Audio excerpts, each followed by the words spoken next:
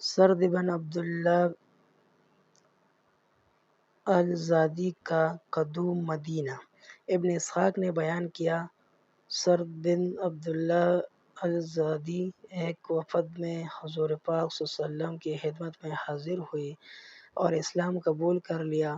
نبی پاک صلی اللہ علیہ وسلم نے حضرت سرد کو ان کی قوم سے اپنے قبیلے اور آس پاس کے دوسرے مسلمانوں کے ساتھ مل کر جہاد کرے۔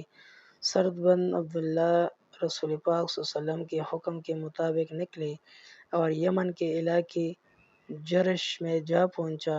جرش اس دور میں ایک بند شہر تھا جس کے گرد پسیل ہوتی ہے۔ اس میں یمن کے بعض قبائل رہتے تھے اور بنو خثعم کے کچھ لوگ بھی ان کے پاس پناہ گزین تھے۔ یہ لوگ مسلمانوں کی آمد کی خبر پا کر یمنیوں کے ساتھ قلعہ بند ہو گئے تھے۔ حضرت سرد اور ان کے ساتھیوں نے ان لوگوں کا مہینہ بھر محاصرہ رکھا مگر قلعے پر قبضہ نہ ہو سکا۔ حضرت سرد نے بالآخر محاصرہ اٹھا لیا اور چلے گئے۔ محاصرین نے بعضم خواہش یہ سمجھا کہ حملہ آور شکست کھا کر چلے گئے ہیں، چنانچہ انہوں نے قلعے سے نکل کر ان کا تعاقب کرنا چاہا۔ جب حضرت سرد شکر نامی پہاڑ کے پاس پہنچے تو اہل جرش نے ان کو آ لیا۔ حضرت سرد نے پیچھے پلٹ کر ایسا حملہ کیا کہ دشمن کو گا جرمولی کی طرح کاٹ کے رکھ دیا اور ان کا بری طرح قتل عام ہوا۔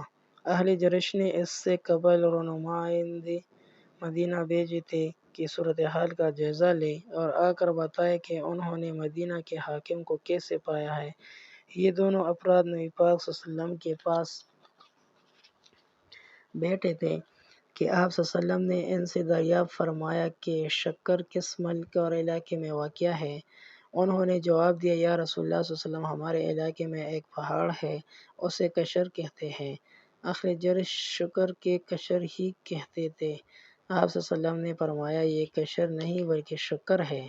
انہوں نے پوچھا، اس کے بارے میں آپ نے کیوں دریافت فرمایا؟ کیا کوئی خاص بات ہے؟ آپ صلی اللہ علیہ وسلم نے، اس لمحے اس پہاڑ پر قربانی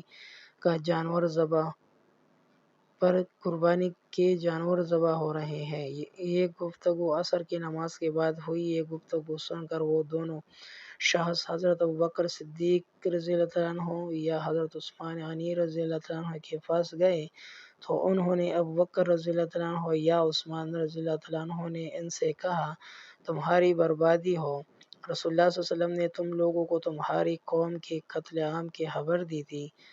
اٹھو اور حضور اکرم صلی اللہ علیہ وسلم کی خدمت میں جا کر عرض کرو کہ وہ تمہاری قوم کے حق میں دعا کرے کہ ان سے یہ عذاب ٹال دیا جائے۔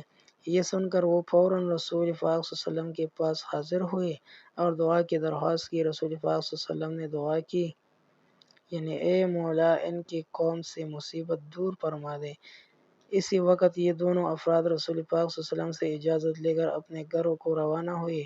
وہاں پہنچ کر انہیں اطلاع ملی کہ اسی دن اور اسی وقت ان لوگوں کو سرد بن عبداللہ نے جنگ میں تیغ کیا تھا اور جو بچے تھے انہوں نے الٹے پاؤں بھاگ کر جان بچائی۔